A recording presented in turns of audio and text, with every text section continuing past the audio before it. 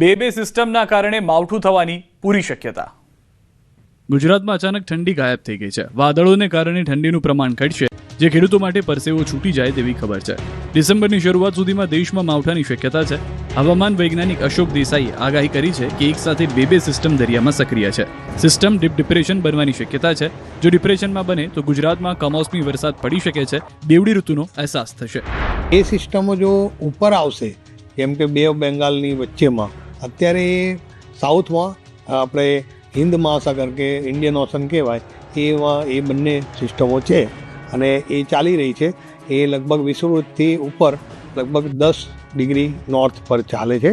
એ જો 20 પર આવશે તો 100% આપણા ભારતના હવામાનમાં ઉથલપાથલ થશે અને શિયાળાને બદલે કદાચ આપણને ફરીથી પુનઃ ઉષ્ણતામાનો ઊંચા આવે અને સ્વેટરની જરૂર ના પડે એવું પૂરેપૂરું લાગ્યું.